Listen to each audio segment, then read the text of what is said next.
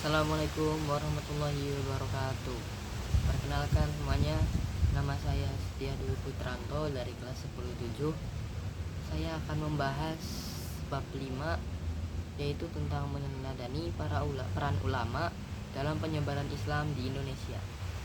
Materi ini penting karena Islam berkembang di Indonesia melalui dakwah damai, akhlak mulia, dan keteladanan para ulama, bukan dari paksaan.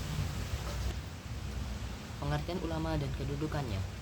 Ulama adalah orang yang memiliki ilmu agama yang mendalam, memahami isi Al-Quran dan hadis, serta mengamalkan ilmunya dalam kehidupan sehari-hari.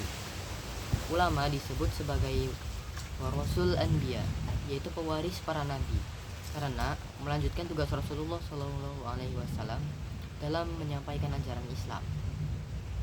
Peran utama ulama adalah yang pertama, membimbing umat, menyebarkan agama Islam, menjadi teladan akhlak, dan menjaga kemurnian akidah.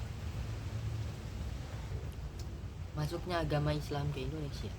Agama Islam masuk ke Indonesia sekitar abad ke-7 Masehi dan berkembang secara damai secara bertahap.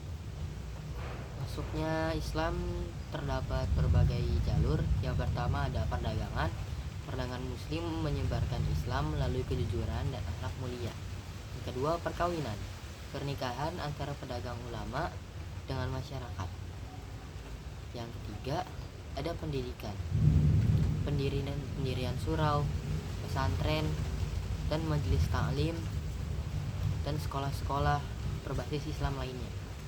Yang keempat adalah tasawuf dan dakwah. Ajaran Islam disampaikan secara lembut dan sopan. 5. Budaya kesenian, wayang, sastra, dan adat lokal yang digunakan sebagai media dakwah.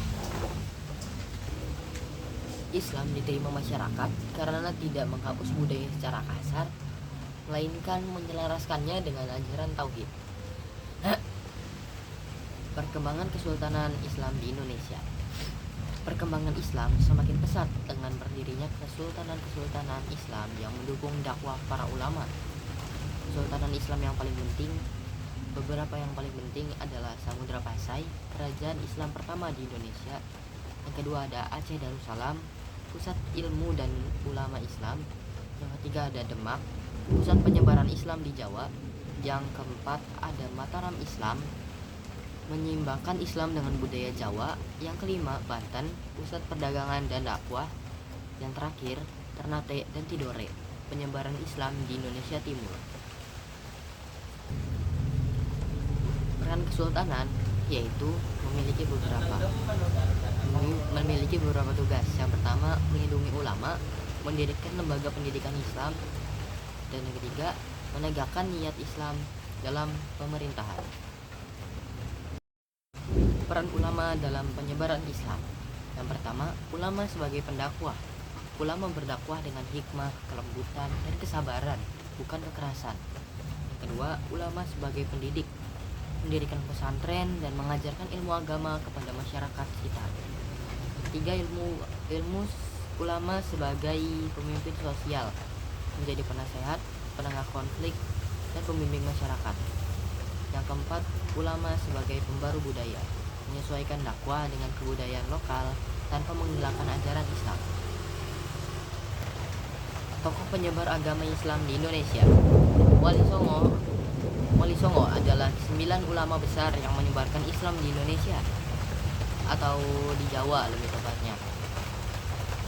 Yaitu yang pertama ada Sunan Gresik, Sunan Ampel, Sunan Bonang, Sunan Derajat, Sunan Kalijaga, Sunan Kudus, Sunan Muria, dan yang terakhir ada Sunan Giri dan Sunan Gunung Jati. Mereka berdakwah melalui pendidikan, budaya, dan keteladanan akhlak.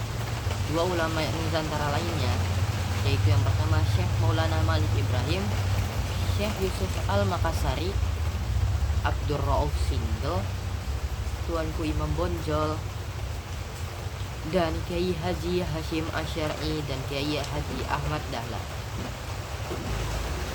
Para ulama ini berperan besar dalam dakwah, pendidikan, dan perjuangan umat Islam. Keteladanan para ulama penyebar Islam. Keteladanan yang dapat kita contoh dari para ulama yaitu antara lain yang pertama ikhlas dalam berdakwah, yang kedua adalah sabar dan istiqomah, yang ketiga adalah toleran terhadap perbedaan atau menghargai terhadap perbedaan, yang keempat bijaksana dalam bertindak, yang kelima cinta ilmu dan pendidikan, yang keenam berakhlak mulia dalam kehidupan sehari-hari.